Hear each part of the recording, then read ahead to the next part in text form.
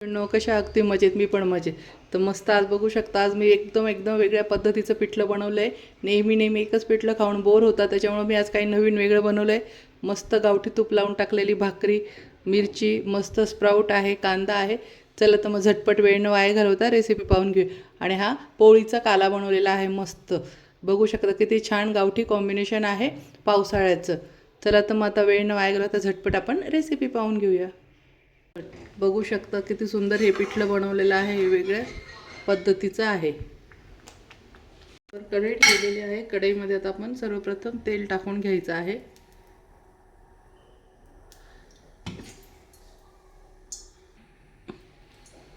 तेल तापलं आहे. तेलामध्ये मोहरी टाकून घ्यायची आहे. बारीक मोहरी आपण टाकून घेणार आहोत. मोहरी छान तडतडली आहे. त्याच्यामध्ये जिरे टाकून घ्यायचे आहे. त्यानंतर आता कांदा टाकून घ्यायचा आहे.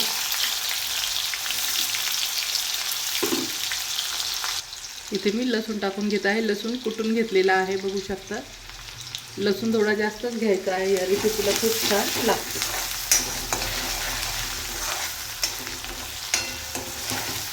त्यानंतर हे जे मी हिरवी मिरचीचं वाटण करून ठेवलेलं आहे बघू शकता. वाटण म्हणते सॉरी पेस्ट. तर बघू शकता आता मी किती दिवस झाले यातलीच वापरते. थोडासुद्धा कलर बदललेला नाही. किती हिरवीगार तशीच आहे. बघू शकता किती छान हिरवी मिरचीची पेस्ट झाली आहे. पावसाळ्यामध्ये मस्त करून ठेवलं तर ताण नसतो. हिरवी मिरची खराब पण होत नाही आणि काहीच होत नाही. मस्त इथे हिरवी मिरचीची पेस्ट टाकून घेत आहे. इथे थोडी जास्तच टाकायची आहे. आपल्याला झणझणीत बनवायचं आहे म्हणून.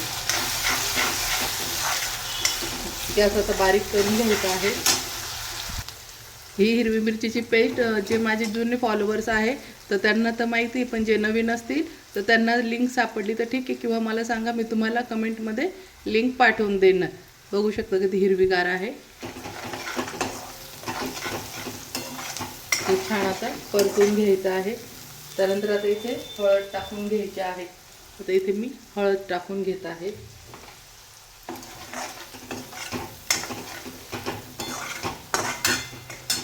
आता इथे मी धून आणि मेथी चिरून घेतलेली आहे बारीक. अगोदर मेथी स्वच्छ धुवून घ्यायची आहे. त्यानंतर जाड मोठी बारीक, अशी फार पण बारीक चॉप नाही करायची आहे. थोडीशी मोठी ठेवायची नाही, एवढी अशा पद्धतीने कापून घ्यायच्या. आता ही पण आपण यात टाकून घ्यायची आहे.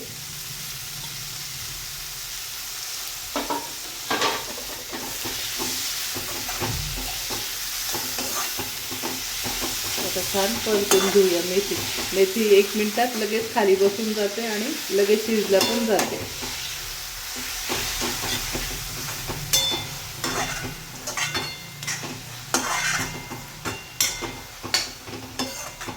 मेथीची भाजी परतते तोपर्यंत आपण पीठ तयार करून घेऊया. इथे मी मुगाचं पीठ घेतलं आहे. बघू शकता इथं मी बेसन पीठ घेतलेलं नाही. मुगाचं पीठ आणि हे मेथीचं पिठलं खूपच चवीला भन्नाट लागतं. तर तुमच्याकडे नसेल तर तुम्ही बेसन पीठ पण घेऊ शकता ते. आता यामध्ये पाणी टाकून छान एक घोळ तयार करून घ्यायचा. पण शक्यतो पावसाळ्यामध्ये मस्त मुगाच्या डाळीचंच पिठलं खायचं असतं. खूप छान चविष्ट लागतं. बेसन पीठ आपली चण्याची डाळ उघडी असते, त्याच्यामुळे पोट वगैरे ॲसिडिटी वाढणं किंवा पोट फुगणं हा प्रकार होतो.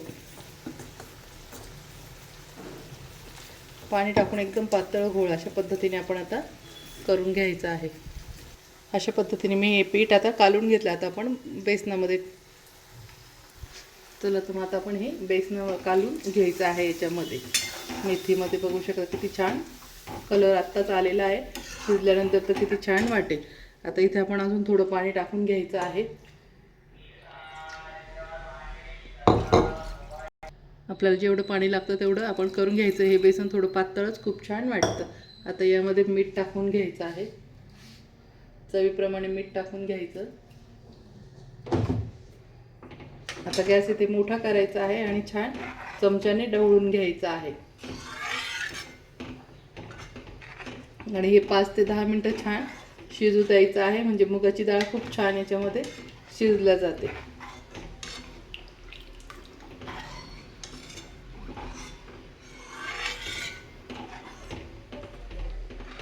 आता हे आपण 5 ते 10 मिनटं शिजून घेऊया.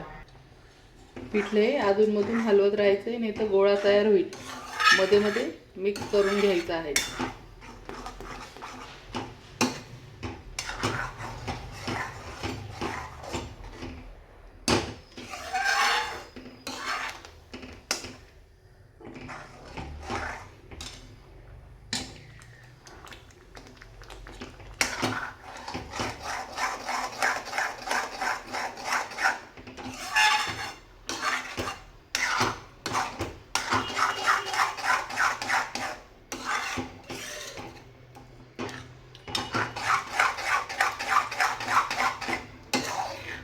मस्त आता हे घट्ट होत आले त्यावेळेस इथे लिंबू पिळून द्यायचा आहे. इथे मी अर्धा लिंबू घेतला आहे आणि यातमध्ये लिंबू पिळून द्यायचा आहे. मस्त छान लिंबूचा रस इथे छान काढून. लिंबू टाकल्यानंतर एक चव खूपच छान वेगळी येते.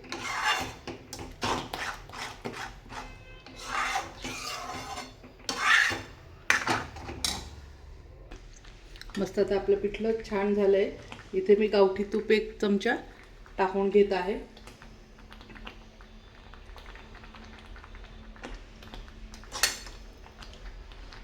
तुपामुळे हे खूपच छान म्हणजे चवीला खूपच भन्नाट आणि वेगळं लागतं. आपल्या रेग्युलर बेसनापेक्षा बेसन पिठलं, कोणी बेसन म्हणतं कोणी पिठलं म्हणतं, त्यापेक्षा खूपच वेगळं लागतं. मस्त बघू शकता किती छान कलर वगैरे आलेला आहे. हे छान आपण आता मिक्स करून घ्यायचं आहे. तर हे झालं मैत्रिणींना आपलं एकदम गावठी आणि एकदम सुंदर झणझणीत पिठलं. मेथी पिठलं आणि तूप आणि लिंबू टाकल्यामुळं ह्या नेहमीच्या पिठल्यापेक्षा हे खूपच वेगळं लागतं. आणि याबरोबर एकदम कडक बाजरीची भाकरी बनवायची आहे. तर तुमचं नॉनव्हेज असो की पाची पक्वानचं जेवण असो, सगळं याच्यापुढे फिक्क आहे. तर मस्त तुम्ही पण असंच बेसन एकदा ह्या पद्धतीने बनवून पहा. तुम्ही नेहमीचं रेग्युलर पिठलं करायचं विसरून जाल आणि नेहमी हेच पिठलं बनवाल. मस्त किती छान आपलं शिजू राहिलं आणि कलर बी बघू शकता किती सुंदर आलेला आहे. मेथी पण किती हिरवीगार दिसते. तर मस्त मैत्रिणींनो झालं आपलं हे छान पिठलं बघू शकता. तुपाची किती छान तर्री आलेली आहे आणि बेसन पण किती छान शिजलेला आहे. मस्त एकदम छान मिडियम केलं आहे मी. एकदम पातळ पण नाही आणि एकदम घट्ट पण नाही.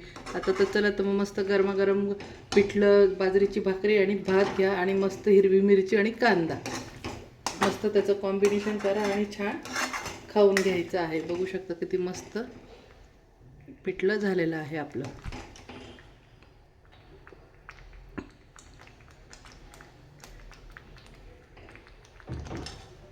मस्त आता आपण ह्या पावसाळ्यामध्ये खूप प्रकारचे बेसन बनवणार आहोत. कोणी मी बेसन म्हणतो आमच्यामध्ये, म्हणून त्याच्यामुळे माझ्या तोंडासारखं बेसन येतं आहे. तर पिठलं आपण हे पिठलं बेसन झुणका, तर आपण आता ह्या पावसाळ्यामध्ये खूप नवीन प्रकारचे पिठले बघणार आहोत. मस्त. आणि तुम्ही पण आता हे जे पिठलं बनवलं ते बनवून बघा आणि कशी वाटली माझी रेसिपी. आवडली असेल तर माझ्या चॅनलला लाईक करा, सबस्क्राईब करा, शेअर करा. तोपर्यंत मस्त खा आणि मस्त राहा. भेटूया अशाच नवीन रेसिपीमध्ये आणि खूप पिठल्यांच्या रेसिपीसोबत. तोपर्यंत बाय बाय.